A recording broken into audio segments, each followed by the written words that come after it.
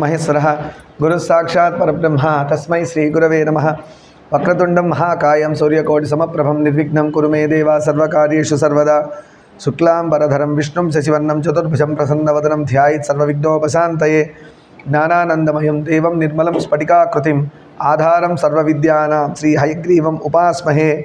गुरवे सर्वलोकानां भिषजे भवरोगिणां निधये सर्वविद्यानां दक्षिणामूर्तये नमः। वागर्धाविव संपृक्तो वागर्धप्रतिपत्तये जगदपितरं वन्दे पार्वती परमेश्वरं। श्रुतिस्मृतिपुराणानाम् आलयं करुणालयं नमामि भगवत्पादशङ्करं लोकशङ्करं। सर्वमङ्गलमाङ्गल्ये शिवे सर्वार्थसाधके शरण्ये त्र्यम्बके देवी नारायणि नमोऽस्तुते।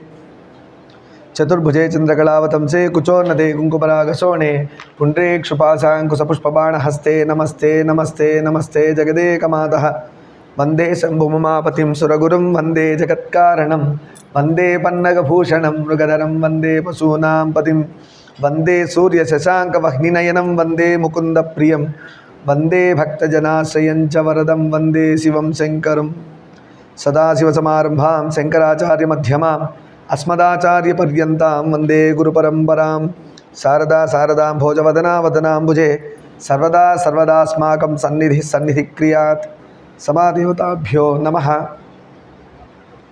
గొప్ప విషయం ఏంటంటే పిల్లలు నిజంగా మాసము, పక్షము, తిథి, గోత్రము, ఆ రోజున ఇంకేం మిగిలింది మనకి వారం చెప్పేసామా?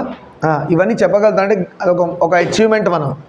మనం పనికిరాని క్యాలెండర్లోంచి పనికొచ్చే క్యాలెండర్లోకి వచ్చాం అంటే ఒక ధర్మ మార్గంలో మనం ట్రావెల్ చేయడం స్టార్ట్ అయ్యింది. ఎందుకంటే నిద్ర లేవగానే మనం చేయాల్సింది ఏంటి, ఈరోజు ఏంట్రా అని వెతుక్కుంటారు ఫస్ట్. ఈరోజు ఏం డేట్, ఏ మంత్, ఈ నాన్ సెన్స్ అంతా మనం జనవరి ఫిబ్రవరి జనవరి అన్నారు అర్థం కాదు మనకి. అది జనవరియా తెలియదు మనకి. సో జనవరిలో ఫాలో అయ్యే క్యాలెండర్ జనవరి ఫిబ్రవరి అవి నాన్ సెన్స్ క్యాలెండర్ మనకు అనవసరం. లోకం కోసం తప్పదు కొన్ని చోట్ల, లైక్ ల్యాప్టాప్లో మొబైల్లో మనకి తప్పని చోట దాన్ని ఫాలో అవ్వండి. కానీ ఇన్బిల్ట్ ధర్మం ఎందుకు ఫాలో అవ్వాలంటే ఇంటర్నల్గా మనం స్ట్రాంగ్ అవ్వడానికి. ఇంటర్నల్గా మనం ఇంటర్నల్ స్ట్రాంగ్ అంటే ఏంటి? Strength, mental strength. ధర్మం పెంచుతుంది మెంటల్ స్ట్రెంగ్త్. ఎవరైనా లావుగా ఉన్నవాడు మెంటలీ వీక్ ఉన్న వాడు ఎమ్మడే హార్ట్ అటాక్ వచ్చి చచ్చిపోవచ్చు. ఫిజికల్లీ బక్కగా ఉన్నవాడు మెంటలీ స్ట్రాంగ్ ఉండి యోగాలు అవి ఇవి చేసి అంత మెంటల్గా ధ్యానం చేసిన వాడు స్ట్రాంగ్ ఉన్నవాడు ఎన్నో ఏళ్ళు బ్రతకవచ్చు. అక్కడ ఏం చూస్తున్నాం మనం? జిమ్లకి వెళ్ళి కండలు పెంచడం కాదు, బుద్ధి పెంచాలి ఫస్ట్.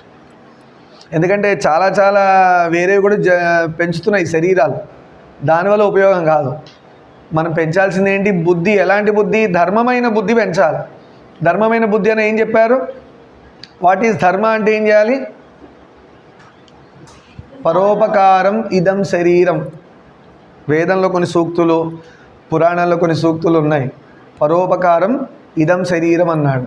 దీన్ని రకరకాలుగా చాలామంది ఎన్నో రకాలుగా చెప్తున్నారు. పరోపకారం ఇదం శరీరం అంటే నా కోసం శరీరం వాడడం కాదు, ఇంకోళ్ళకి హెల్ప్ చేయడానికని ఒక మీనింగ్ తీసుకొచ్చారు. కానీ యాక్చువల్గా పర ఉపకారం ఇదం శరీరం అంటే సాధన మార్గంగా ఏంటంటే పరమైనది ఏంటది? పరమాత్మ. పరమైనది శరీరం కానిది ఏదైతే ఉందో అదేంటది? ఆత్మ. ఆత్మ శరీరం కాదు కదా. ఆ ఆత్మ ఏంటో నువ్వే తెలుసుకోవడం కోసం వచ్చిందిరా ఈ శరీరం అని అర్థం. మనం ఏం చేస్తున్నాం? అది మర్చిపోయి అన్నీ చేస్తున్నాం. అంటే మ్యాండేటరీగా ప్రతి ఒక్కళ్ళ స్కూల్లో కావచ్చు, డైలీ షెడ్యూల్లో కావచ్చు, ఏదో స్కూళ్ళన్నా చెప్పాలి, అమ్మ నాన్న చెప్పాలా, లేదంటే ఎవరన్నా గురువులు ఇట్లా కూర్చోనన్నా ఎక్కడన్నా ఎవరన్నా చెప్పాలి. చెప్పి ఆత్మ సాధన నేర్పియాలి కంపల్సరీగా. అది మ్యాండేటరీ కోర్స్. లేదంటే ఏమవుతుంది తెలుసా? పోయిన ఒక 15-20 ఇయర్స్ బ్యాక్ కూడా కొన్ని జీవులు స్కూల్కి వెళ్ళి చదువుకున్నాయి, మనలాంటి జీవులే. అవి వెళ్ళిపోయినాయి, కాలం అయిపోగానే వెళ్ళిపోయినాయి అవి. ఆ స్కూలు కూడా వెళ్ళిపోయినాయి. మళ్ళీ ఇప్పుడు కొన్ని జీవులు పుట్టాయి, మళ్ళీ స్కూల్కి వెళ్తున్నాయి. ఈ జీవులు వెళ్ళిపోతాయి, స్కూలు వెళ్ళిపోతుంది. మళ్ళీ ఫ్యూచర్లో కొన్ని జీవులు పుడతాయి, మళ్ళీ స్కూళ్ళు పుడతాయి, మళ్ళీ వెళ్ళిపోతాయి. దీనిలో ఏమన్నా మార్పు ఉందా? జీవులు పుడుతున్నారు పోతున్నారు, పుడుతున్నారు పోతున్నారు, పుడుతున్నారు పోతున్నారు, స్కూళ్ళు పుడుతున్నాయి పోతున్నాయి, బుద్ధి మాత్రం ఏం మారలే. అవునా కదా? గోడ కొట్టిన సున్నం తిరిగి వస్తుందా? పోయినట్టే. ఆయుష్ పోతే మళ్ళీ వస్తుందా? రాదు. అందుకని ఖచ్చితంగా అందరూ ఆత్మ సాధన చేయాలి. ఆత్మ సాధన అంటే ఏంటి? మనం ఎవరు తెలుసుకోవడమే. మనం నిజమైన మనం ఎవరు అంటే నా పేరు పలానా గోత్రం పలానా పేరు అంటే అది ఈ శరీరానికి పెట్టిన పేరు. గోత్రం అని శరీరానికి, దీనికి ఒక పేరుంది. దీనికి ఒక గోత్రం ఉంది, దీనికి ఆధార్ యుఐడి ఒక నెంబర్ ఉంది. లోపల ఆత్మ అనంతం, అందరిలో ఉన్నది అదే, అదే అందరిలో ఉన్నట్టుగా ప్రకాశించి అదే పరమాత్మలో ఉంది. అదే మనం తెలుసుకునేదే సాధన, ఆత్మ సాధన. నేనంటే ఎవరో కాదు, ఆత్మని అనే ప్రయత్నం రోజు చేయాలి. అది చేయడానికే పురాణాలు, ఇతిహాసాలు, శ్లోకాలు, స్తోత్రాలు, నవవిధ భక్తులు, ఇన్ని పూజలు. ఇప్పుడు వారాహి నవరాత్రులు జరుగుతున్నాయి. ఆర్కేపురంలో వారాహి టెంపుల్ చాలా బాగుంది. రోజు వెళ్తున్నాం, దర్శనం చేసుకొని వస్తున్నాం.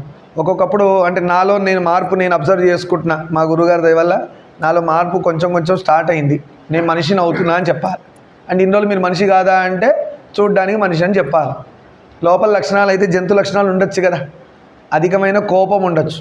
కామ, క్రోధ, లోభ, మోహ, మదము, మాత్సర్యం, ఈ 6 అందరిలో ఉంటాయి డిఫాల్ట్ పుట్టగానే. ఇవి పోగొట్టుకునే ప్రయత్నమే మనిషిగా మారడం. ఇప్పుడు చెప్పండి, ఎంతమంది మనుషులు ఉన్నారు? ఎవడు లేడన్నా? ఉన్నాడు ఎవడన్నా? ఈ 6 అందరికీ ఉన్నాయి డిఫాల్ట్గా. అది పోగొట్టుకుంటే దేవుడు అన్నాం. మరి అవి పోగొట్టుకున్న వాళ్ళు ఎంతమంది? ఎవరు ట్రై చేయట్లే. ఎవరు వాళ్ళు అబ్జర్వ్ చేసుకున్నారా?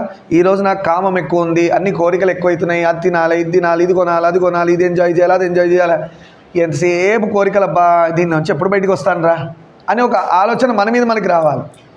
అంటే self realization, self observance, self observing అని అనాలి. ఓకేనా?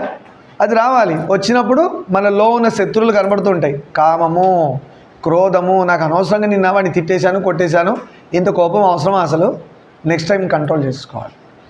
లోభము, పిసినారి, అన్నీ పిసినారి దాచిపెట్టి ఆ ఎలక బొక్కలో ఎన్ని దాచిపెడుతుందో అలా మనిషి కూడా, గృహస్థుడు అన్ని ఇంట్లో దాచిపెడతాడు. రోడ్డు మీద ఉన్న చెత్త అంతా తీసుకొచ్చి ఇంట్లో పెట్టుకుంటాడు. పనికి వస్తుందా లేదో తర్వాత సంగతి. అందుకని గృహస్థుడిని ఎలకతో పోల్చారు. ఎలకకు ఒక లక్షణం ఉంటుంది. దానికి బయట ఏం దొరికినా, రూపాయి కాయిన్ దొరికినా తెచ్చిపెట్టుకుంటుంది. ఒక చాక్లెట్ కవర్ దొరికినా తెచ్చిపెట్టుకుంటుంది. ఒక సగం దీని అట్టిపండు ఉన్నా తొక్క తెచ్చిపెట్టుకుంటుంది, అట్టిపండు తెచ్చిపెట్టు, ఉల్లిగడ్డ తెచ్చిపెట్టు, అన్నీ తెచ్చిపెడుతుంది. అది పనికి వస్తలేదు తర్వాత సంగతి. మనం కూడా అదే చేస్తున్నాం. మన జీవితానికి ఏది పనికి వస్తుందో వదిలేసి మిగతావన్నీ కొని పెట్టుకుంటున్నాం. ఇంట్లో కొన్ని ఎత్తుకొచ్చి పెట్టుకుంటున్నాం, కొన్ని గిఫ్ట్లను వస్తున్నాయి. ఏదో విధంగా ఇది ఇంట్లో అయితే వస్తుంది కదా. సో మన మనిషి కంటే ఎలక లక్షణాలు ఎక్కువ ఉన్నాయి. అలా దీనిలోంచి వచ్చే ప్రయత్నం చేయాలి. ఆత్మసాధన, కామ, క్రోధ, లోభ, మోహ, మదం, మాత్సర్యం, సెల్ఫ్ అబ్జర్వ్ చేసుకుంటూ రావాలి. ఇది చాలా కష్టం, అంత ఈజీ కాదు. మేము ప్రయత్నం చేస్తున్నాం. ఒక్కొక్కసారి మేము కూడా ఏదో ఒక శత్రువు వల్ల పడిపోతాం. శత్రువు అంటే బయట కాదు, లోపల ఉన్న శత్రువులు. బయట ఎవ్వడు మనకు శత్రువు లేడు. ఎందుకంటే అందరు దేవుడు బిడ్డలు. అంటే దేవుడు బిడ్డలంటే ఇంకో దేవుడు బిడ్డలు కాదు నాన్న, మన పరమాత్మ, మన శ్రీకృష్ణుల వారో శివుడో అమ్మవారి బిడ్డలని నా ఉద్దేశం. ఆ బిడ్డలము మిగతా వాళ్ళందరూ కూడా వారే. అలాంటప్పుడు వేరే వాళ్ళ శత్రువు ఎక్కడున్నాడు? లేడు. కానీ నీలో ఉన్న శత్రువు వాడిని శత్రువుగా చూపిస్తుంది. ఎవడో నీకు పెన్ను ఇస్తానని ఇవ్వలే, అయిపోయి స్టార్ట్, వాడిని శత్రువు, నాకు టైంకి ఇవ్వవా నువ్వు అని వాడిని శత్రుత్వం పెంచుకున్నాం. ఇది నిజంగా బయట నుంచి వచ్చిందా, లోపల నుంచి వచ్చిందా? ఎక్కడి నుంచి వచ్చింది ఫీలింగ్? ఎక్కడి నుంచి వచ్చింది ఫీలింగ్? పుష్పాలో వచ్చిన ఫీలింగ్స్ కాదు నేను అనేది. ఈ ఫీలింగ్ ఎక్కడి నుంచి వచ్చింది? మన లోపల నుంచి వచ్చిన ఫీలింగ్. అవునా కాదా? అవునా?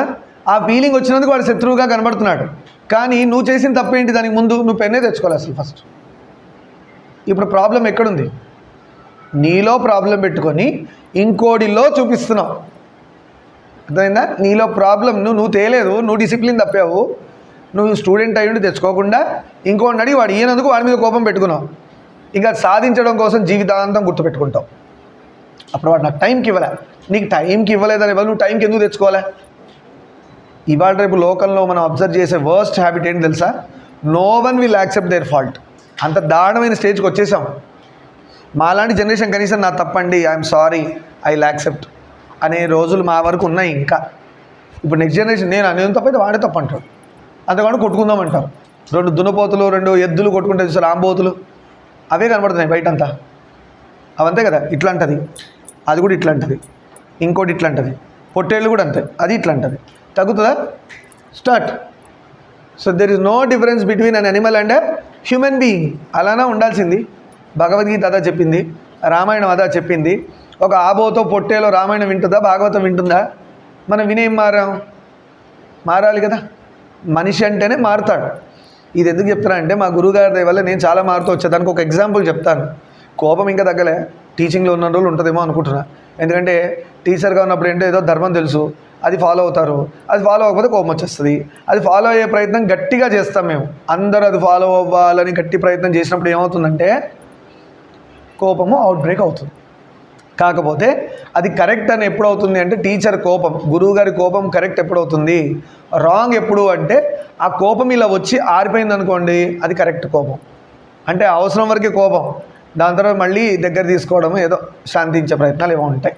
వాడికి రియలైజేషన్ తీసుకురావడం, అమ్మాయికి రియలైజేషన్ తీసుకురావడం, ఇది ఉత్తమమైన కోపం. ఎలా అంటే పాల పొంగులాగా వచ్చి వెళ్ళిపోవాలి. ఇంకో కోపం ఉంటుంది, అది సాధిస్తూ ఉంటాడు, అది గుర్తుపెట్టుకొని సాధిస్తూ, అది డేంజర్. అంటే లోపలే మంట ఉంది, తగలబడుతుంది, వీడిని తగలబెట్టేస్తుంది. అందుకని కోపంని మంటతో పోల్చారు, అర్థమైనా? కోపాన్ని అంటే ఫైర్, అది ఫైర్తో పోల్చారు. అది లోపల ఉంటే ఏం చేస్తుంది, మనల్ని తినేస్తుంది. అందుకే మండే చెట్టు మీద కాకులు వాళ్తాయా, పక్షులు వాళ్తాయా? పోని వాళ్ళ. మనం ఎలా తయారవ్వాలంట, సాధనలో కోకిలలా తయారవ్వాలన్నారు. కోకిల, అందుకే వాల్మీకి కోకిలం అన్నారు, కాకో ఇంకేదో చెప్పలే. లేదా హంసతో పోలుస్తారు. సాధన బాగా చేసిన వాళ్ళు పరమహంస అన్నారు, వాల్మీకిని కోకిలం అన్నారు. ఎందుకంటే అంత తీయగా రామాయణం రాశారు కాబట్టి వాల్మీకి కోకిలం. ఒక దెబ్బ అయిందన్న పర్లేదు, మంచి విషయమే అది. పెద్ద పిల్లలు దెబ్బేసి తమ్ముళ్ళని బాగా చేశారనుకోండి, వాడు రేపు పొద్దున బాగుపడతాడు. కొట్టడం అసలు తప్పే కాదు. అసలు ఎందుకు గవర్నమెంట్ రూల్ తీసేసిందో, అసలు కొట్టడం అనేది బ్లెస్సింగ్. అసలు ఫస్ట్ ఎంతో ప్రేమ ఉంటే దెబ్బలు పడతాయి. ఎందుకు పడతాయి? వాడు బాగా కోసం పడతాయి. కొడితే కేసు అంటే ఏదో తయారయ్యాను. అందుకే సొసైటీ ఏదోలా తయారయ్యారు అందరూ. మమ్మల్ని కొట్టారు, మేమేమైనా తయారయ్యామా?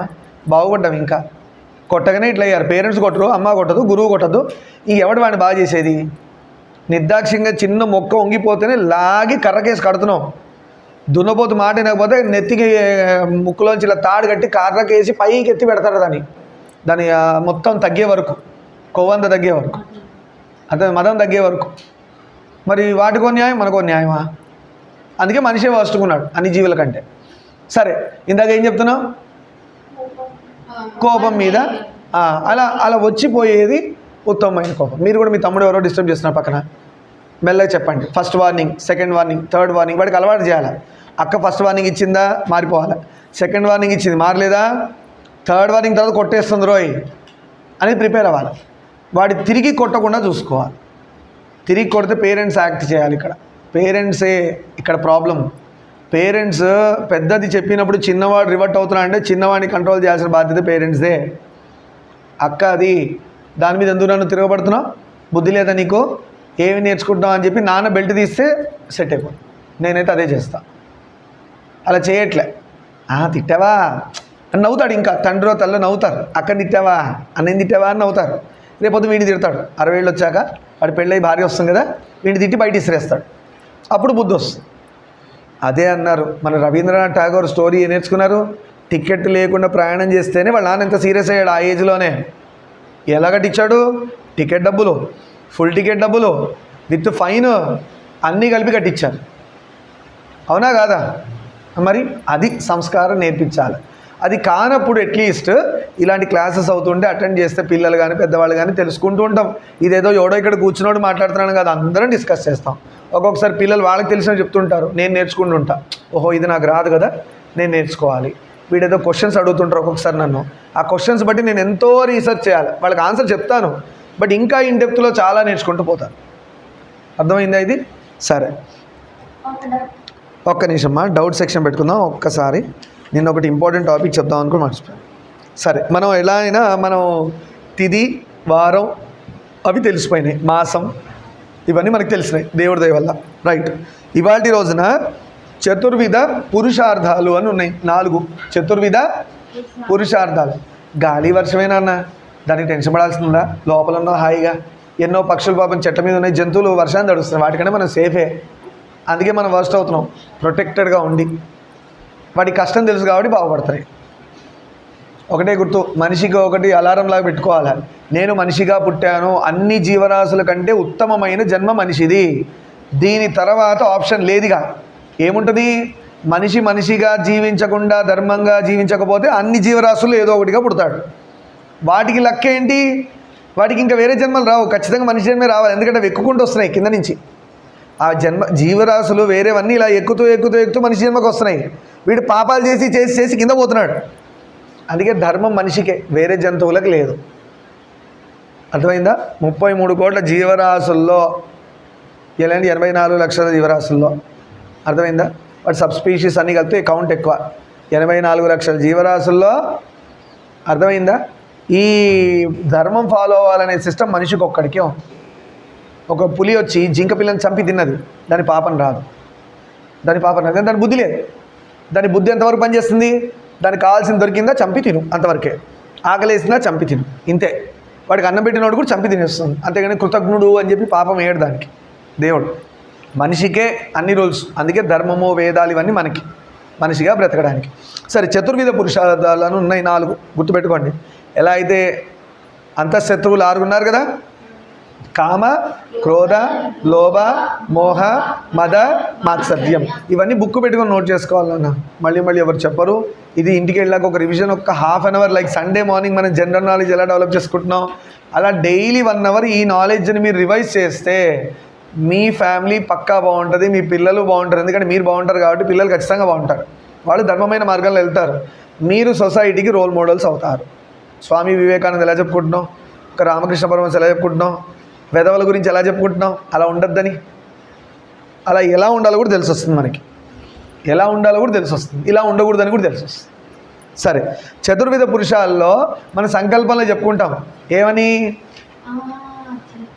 ధర్మ, అర్థ, కామ్య, మోక్ష. నోట్ చేసుకోండి. చతుర్విధ పురుషార్థాలు అంటాడు. మనిషికి 4 కావాలి అంటాడు. పూజలో, ప్రతి పూజలో ఈ 4 చెప్తాం.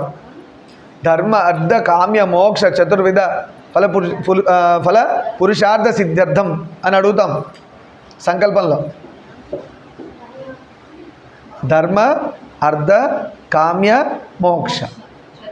దీన్ని ఎందుకు ఇలా పెట్టారు అంటే, మనకు కొంతమంది పైచసి కామనులు బయలుదేరి ఏంటి ఇలానే ఉండాలా, ఇంకోలా ఉండకూడదా, ఇలా ఎవరో పెట్టితే మేము అది ఫాలో అవ్వాలా, అలా ఫాలో అవ్వకపోతే ఏమవుతుంది అని పిచ్చి ప్రశ్నలు అడిగేవాళ్ళు చాలామంది బయలుదేరారు కదా సొసైటీలో. మీరు చూస్తూ ఉంటారు. ధర్మానికి ఎగెయిన్స్ట్గా వాగేవాళ్ళు ఎన్నో కుక్కలు బయలుదేరాయి మొరగడానికి కదా. ఏనుగులాగా పట్టించుకోకుండా మన ధర్మం మనం ఫాలో అవుతూ వెళ్ళిపోవాలి. ఏనుగు వెనకాల 100 కుక్కలు అరుస్తాయి, పట్టించుకుంటుందా? నిజంగా ఏనుగు తిరిగి తొక్కితే ఏమవుతుంది? పచ్చడి అవుతుంది. కానీ తొక్కే డ్యూటీ పెట్టుకుంటుందా? అరుచుకొని అరిచరిచి దానికి కొంత నెప్పుడుతుందని వీళ్ళు దాని ధర్మం చేసుకుంటూ ధర్మం వదలదు మళ్ళీ. అలా ఏనుగులాగా బరువు అయినది ధర్మం, అలా ప్రశాంతంగా వెళ్ళేదే ధర్మం. చూడ్డానికి ఎలా ఉంటుందంటే ధర్మం ఓడిపోయినట్టు కనిపిస్తుంది, కానీ లాస్ట్కి గెలిచేదే ధర్మం. రాముడు ఎలా కనబడ్డాడు? రావణాసుడు మాత్రం రాజ్యం ఉంది, ఎంతో భవనాలు ఉన్నాయి, ఎంతోమంది సైన్యం, ఎంతోమంది రాణులు, సీతమ్మను కూడా పట్టుకెళ్ళాడు. చూడ్డానికి రావణాసుడి గెలిచేటట్టుగా కనబడుతుంది అధర్మం. రాముడు ఎలా ఉన్నాడు? ఉన్న రాజ్యం పోయింది, భార్య వెళ్ళిపోయింది, ఎత్తుకెళ్ళిపోయాడు. తమ్ముడు ఒకటి వేసుకొని అడవులు పాలయ్యాడు. ఎవడని చూస్తే అసలు రాముడు గెలుస్తాడని అనిపించిందా? అసలు ఎవరికి అసలు డౌట్ రాదు అసలు రాముడు గెలుస్తాడని. ఎవరికి? రాముడిని తెలుసు కాబట్టి మనం గెలిచాడు అంటున్నాం. నిజంగా స్టోరీ లైవ్ ట్రాకింగ్ నడిచేటప్పుడు ఏమనుకుంటాం? రాముడి దగ్గర ఏముందని గెలుస్తాడు? ఇద్దరా?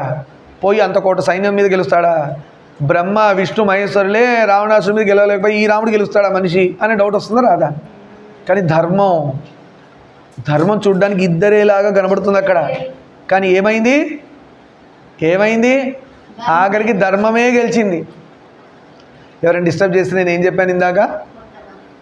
హాయిగా వాయించవచ్చు, లేదంటే నోట్ చేసి పెట్టుకోండి.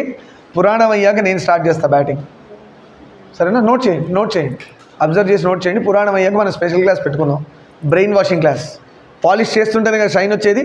పాలిషింగ్ క్లాస్ తర్వాత పెట్టుకుందాం అయ్యాక. చేస్తుంటే మనకి డిస్టర్బెన్స్ తగ్గుతుంది. అందుకు వాళ్ళని మార్చాల్సిన బాధ్యత మనందరిది, గురువుగారి ఒక్కరిదే కాదు, మనందరిది.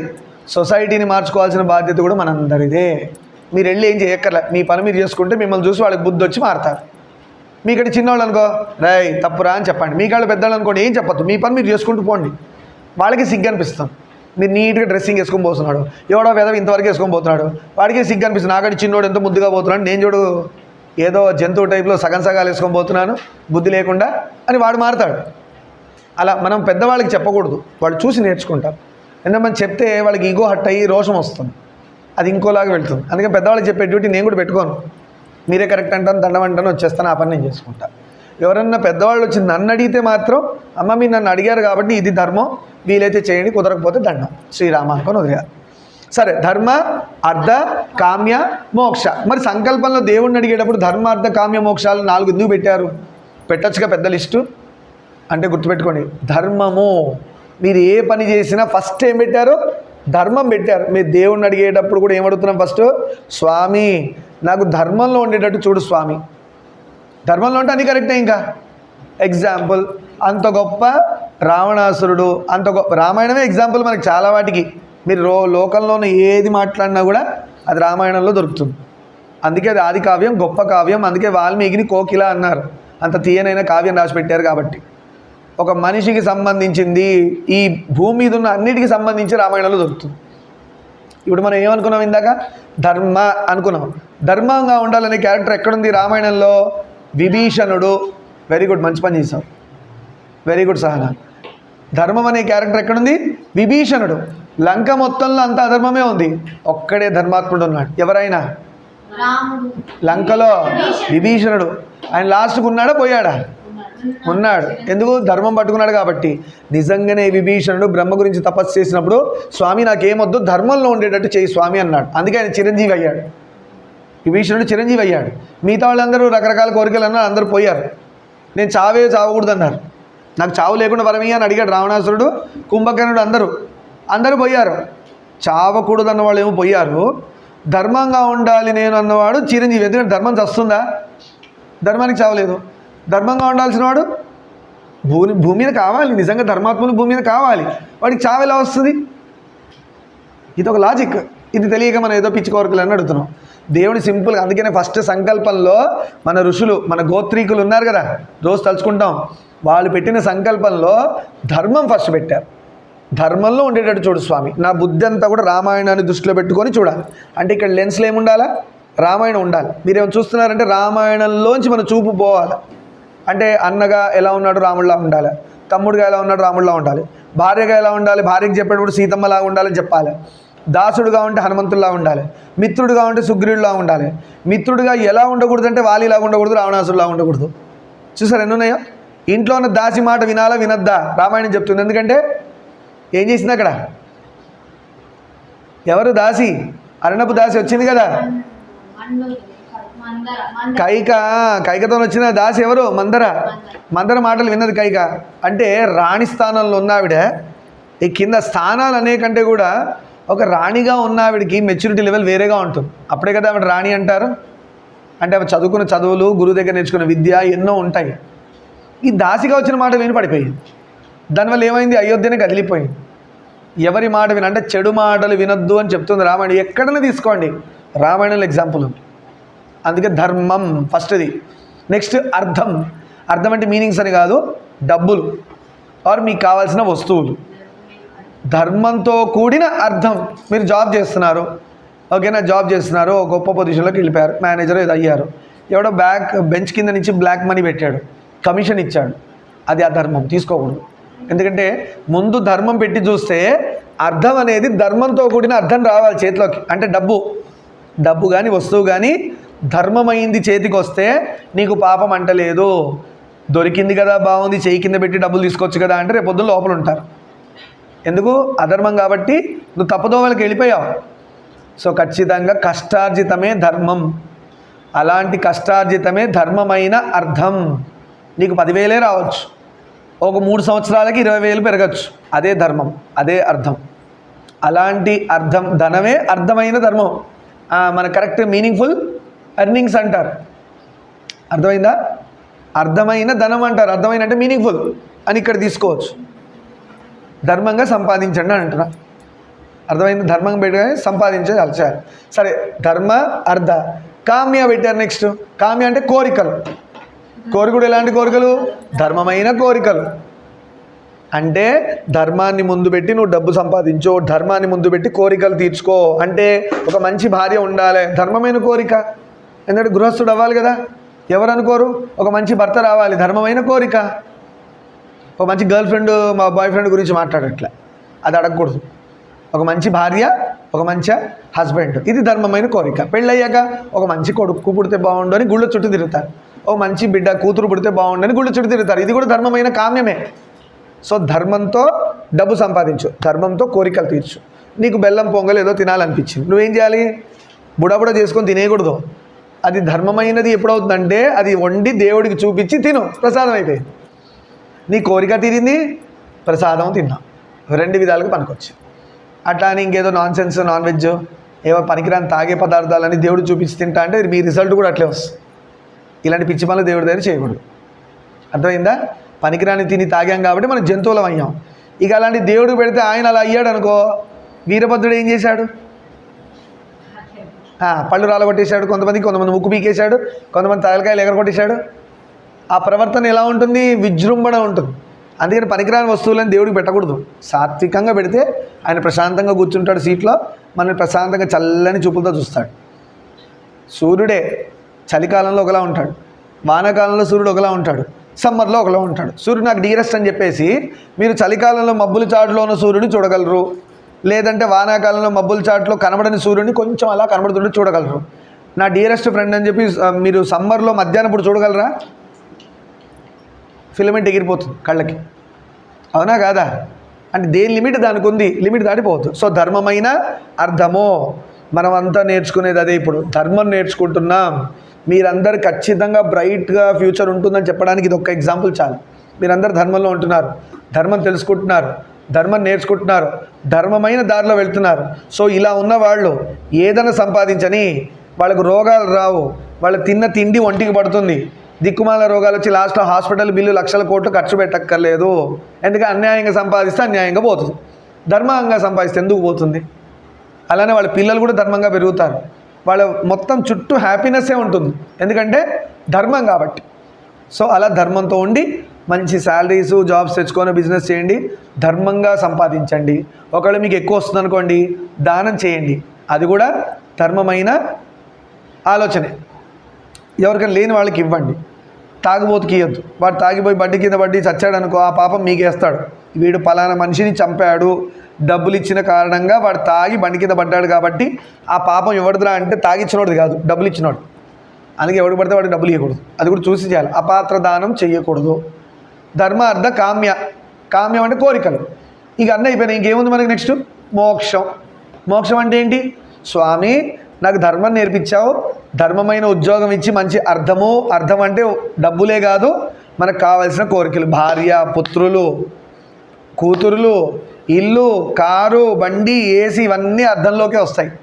డబ్బులు పెడితేనే వచ్చాయి, కొన్ని వస్తు రూపేణ వస్తాయి, కొన్ని జీవ రూపేణ వస్తాయి. మన భార్య, పిల్లలు వీళ్ళందరూ మనతో పాటు వచ్చిన ప్రాణాలతో ఉన్నవి కదా. అలా మన అదృష్టం కొలతో వస్తాయి. భార్య రూపంలో, పిల్లల రూపంలో, హస్బెండ్ రూపంలో కూడా వస్తాయి, అన్నదమ్ముల రూపంలో, అక్క చెల్లెల రూపంలో అలా వచ్చుంటాయి. ధర్మ అర్థ. కామ్యం అంటే మీ కోరికలు, అది కూడా ధర్మంతో అర్థం, ధర్మంతో కామ్యం, కోరికలు. ధర్మం పట్టుకున్నావు కాబట్టి మోక్షం గ్యారంటీ. ఎందుకు? వాడు ధర్మంలో వెళ్ళి ఫస్ట్ బ్రహ్మచర్యంలో ఉన్నాడు, తర్వాత గృహస్థాశ్రమంలో ఉన్నాడు, తర్వాత వానప్రస్థంలోకి వచ్చాడు, తర్వాత సన్యాసం తీసుకోకపోయినా వాడు సన్యాసి. అందరూ వదిలేసి వెళ్ళిపోతున్నారు, వీడు వదిలేసి వెళ్ళాల్సిన స్టేజ్ వచ్చింది. దానికి ఆరెంజ్ బట్టలు వేసుకోవాలని రూల్ ఏం లేదు. మనసులో మాత్రం కనీసంగా సన్యాస వైరాగ్య భావం. పిల్లలకి ఇచ్చేసాం, ఆస్తులన్నీ పనిచేసాం, నాకు తిండి బట్ట ఉంటే చాలు, ఉండడానికి నీడ ఉంటే ఉంది, లేదంటే లోకం అంతా ఆకాశమే నీడ అంటే మనకి దాని రూఫ్, ఆకాశమే నీడిస్తుందని వెళ్ళిపోతాడు. వాడిగా లోకంలో కలిసిపోతాడు. అందుకే అంటారు అప్పట్లో కాశీకి పోతే కాటికి పోయినట్టే అనేవాళ్ళు. అంటే కాశీకి పోతే ఇంక రారు అప్పట్లో. ఇప్పుడంటే కాశీకి బుడాబుడా పోయి వస్తున్నాం. అప్పట్లో బస్సులు లేవు, ఏం లేవు. ఒక రోజు డిసైడ్ చేసుకొని కాశీకి వెళ్ళిపోతారు, ఇక మళ్ళీ రారు ఇంటికి. ఇంకా కాశీకి పోయితే అంతే, ఇక కాటికి పోయినట్టే అంటారు. అంటే ఇంక మళ్ళీ వాళ్ళు తిరిగి రారు. అప్పట్లో ఏంటంటే ఇంత ట్రాన్స్పోర్ట్ లేదు కదా. ఒక ఏజ్ వచ్చాక పిల్లలకి అంతా సెటిల్మెంట్ చేసి, ఎవరైనా అన్న పలానా తేదీన నేను కాశీకి వెళ్దాం అనుకుంటున్నాను, వస్తాను, రాకపోతే ఇగో డేట్ చూసేసి మీరు కార్యక్రమాలు స్టార్ట్ చేసుకోండి అంటారు. ఏమైనా వీలైతే డేట్స్ చెప్తూ ఉంటారు. ఎవరైనా వెళ్ళొస్తే మీ నాన్నగారిని కాశీలో చూశాను ఆయన బాగున్నారు అని వెళ్ళొచ్చిన వాళ్ళు ఎవరో ఉంటారు. అంటే అటు వెళ్ళి చచ్చిపోమని కాదు, వెళ్ళొచ్చిన వాళ్ళు. కొంతమంది వైరాగ్య భావం అయిన వాళ్ళు కాశీకి వెళ్ళి అక్కడే గంగలో హాయిగా స్నానము, అక్కడే అన్నపూర్ణాదేవి తిండి పెడుతుంది. ఒక మనిషి నిజంగా ₹1 లేకుండా కూడా కాశీలో బ్రతకచ్చు. అట్లానే అందరూ పోయి అక్కడ పనికిరాని పని చేసి చావకండి. దాని అర్థం ఏంటంటే సాధన పరులు, అన్నీ ఇచ్చేసిన వాళ్ళు, ఏమి లేని వాడికి కాపాడడానికి శివుడు అక్కడ ఇప్పుడు ఉంటాడు. తిరుపతి కూడా అంతే. కొన్ని ప్లేసెస్ ఉన్నాయి అక్కడ ₹1 లేకపోయినా కూడా బ్రతకచ్చు. సాధన చేసే వాళ్ళ గురించి మాట్లాడుతున్నా. అడ్డదిడ్డగా తినేసేసి శరీరాలు పెంచడానికి అక్కడ పోక్కర్లే, మన ఇంట్లో చస్తే చాలు. కాశీకి వెళ్తే ఏంటంటే అక్కడే తిండి దొరుకుతుంది, అక్కడే గంగలో స్నానం చేయడం, ఆ గంగ ఒడ్డున హాయిగా జపం చేసుకోండి. పెట్టడం. ఓం నమ శివాయ, ఓం నమ శివాయ. ఆత్మస్థితిలో ఉండడం. ఆ శివుడే నేను, నేనే శివుడిని, ఆ శివుడే నేనుగా భావించి మెల్లగా డెవలప్ అవ్వడం. ఇది చేయండి అమ్మా, అందరూ చేయాల్సిన ఆత్మ సాధన. ఇప్పుడు అర్థమైందా? చతుర్విధ పురుషార్థాలు, లాస్ట్ మోక్షం అంటే ఇన్ని ధర్మంతో కూడిన అర్థము, కామ్యము, ఈ శరీరానికి అన్ని ఇచ్చేసాం, ఇంక ఇవ్వడానికి ఏం లేదు, అంతా అయిపోయింది. సో ఇది కాదు నేను, ఏది నేను? లోపల ఉన్న ఆత్మ నేను అని తెలుసుకోవడమే మోక్షం. తెలిసాక ఇంకేం లేదు, సినిమా క్లోజ్. ఇంకా మళ్ళీ వాడు పుట్టాడు. ఎందుకు? వాడేంటో వాడికి తెలిసిపోయింది కదా, వాడు ఇంకా పుట్టాల్సిన అవసరం ఏముంది? వాడేంటో వాడికి తెలిసాక వాడికి మళ్ళీ పుట్టాల్సిన అవసరం ఉందా? లేదు. మీకు నిజం తెలిసాక అబద్ధం ఉంటుందా, పోతుందా? నిజం తెలిసింది, నిజం తెలిసాక కూడా అబద్ధం ఉంటుందా? మాయమైపోయింది. నిజమనే ఆత్మ తెలిసాక అబద్ధం అనే శరీరం మాయం. ఇంకా వాడికి శరీరం ఎందుకు వస్తుంది? ఇంకా ఏ జన్మకి శరీరం రాదు. మనం ఇంకా అబద్ధమైన జీవితంలో ఉన్నాం కాబట్టే మళ్ళీ మళ్ళీ మళ్ళీ మళ్ళీ జన్మలు వస్తున్నాయి. తొందరగా మనందరం గొప్ప ఆత్మ సాధన చేసి నేను ఆత్మని అని తెలుసుకునే ప్రయత్నం చేసి తీరాలి. మన అదృష్టం సనాతన ధర్మంలో పుట్టాము. పిచ్చి పనులు చేసి, అధర్మమైన పనులు చేసి, లేనిపోని ధర్మాల్లో పుట్టారనుకోండి, షాప్ పెట్టుకొని వాటి వీటి మేకలో వేటో గొంతులు కోసేవాడు కొట్లు పెట్టుకుంటున్నారు కొంతమంది. అలా ఏవేవో షాపులు పెట్టుకొని నడిచేవేవో, లేదా వేరే వేరే ధర్మాల్లో పుట్టిన వాళ్ళు మళ్ళీ ఈ జన్మ ఈ భారత భూమిలో, ఇంత పుణ్యమైన భూమిలో, రాముడు నడిచిన ప్లేస్లో, కృష్ణుడు నడిచిన ప్లేస్లో, గంగ పారుతున్న ప్లేస్లో పుట్టడానికి మన అదృష్టం చాలా ఉంటే ఇలా పుట్టాం. అందులో ఈ ధర్మంలో పుట్టాం. ఎంత అదృష్టం చూడండి. అది మనం రియలైజ్ అవ్వట్లే, అందుకనే ఏదో గడిచిపోతుంది. లోకం గడుస్తుంది కదా, చిత్తు కాగితం అలా నలిపి పడేస్తే ఫ్యాన్ గాలి కడిపోతుంది, ఇటు అట్లా పోకండి. ఎలా ఉండాలంటే పేపర్ డాట్ గేమ్ ఆడతారు. ఇలా పేపర్ని రాకెట్లా చేసి ఇలా వేస్తే ఎలా ఎక్కడ తగలాలో గురి అక్కడే తగులుతుందో అలా ఉండాలన్నారు. మన లక్ష్యం ఆత్మ సాధన. నేను శివుణ్ణి, శివుడే నేను అని, లేదంటే విష్ణువే నేను, నేనే విష్ణువుని అని తెలుసుకునే పాయింట్ వైపుకి ట్రావెల్ చేయాలి. సాధన చేస్తాం, ఇలా వెళ్ళాలి. లేదంటే అదే పేపర్ని నన్ను నలిపి పడేస్తే తిరిగి జిహెచ్ఎంసీ ట్రాష్ నుంచి మూసి దగ్గర ఎక్కడో ట్రాష్ బిన్కి వెళ్ళిపోతుంది. మళ్ళీ జన్మ వస్తుంది. అది అలవాటైంది కాబట్టి అదే జన్మలు. దీనిలోంచి బయటికి వచ్చే ప్రయత్నం అందరూ చేయాలి అనే ప్రయత్నమే ఈ 1 అవర్ మనం పెట్టుకున్న పురాణం లేదంటే స్తోత్రాలు, ఈ క్లాసు ఉద్దేశం. గురువుగారు చెప్పిన ఉద్దేశం కూడా అదే. పిల్లల్ని మార్చుకుంటారండి, పిల్లల మీద ఫోకస్ చేయండి. పెద్దవాళ్ళు విన్నారు, వినకపోతే మంచిది, మరీ మంచిది, వాళ్ళు తెలుసుకుంటారు. పిల్లల్ని మారుస్తే సొసైటీ మారిపోయినట్టే అని చెప్పారు కాబట్టి ఈ డిస్కస్ చేస్తున్నాం. ఇవాళ చతుర్విధ పురుషార్థాల గురించి తెలుసుకుందాం. రేపటి రోజున హనుమాన్ చాలీస రావడానికి కారణం ఏంటి, దాని సీక్రెట్ ఏంటి రేపు తెలుసుకుందాం. సర్వం శ్రీ ఉమామహేశ్వర పాదారవిందార్పణమస్తు. లోకాన్ సమస్తాన్ సుఖినో భవంతు. శాంతి శాంతి శాంతి.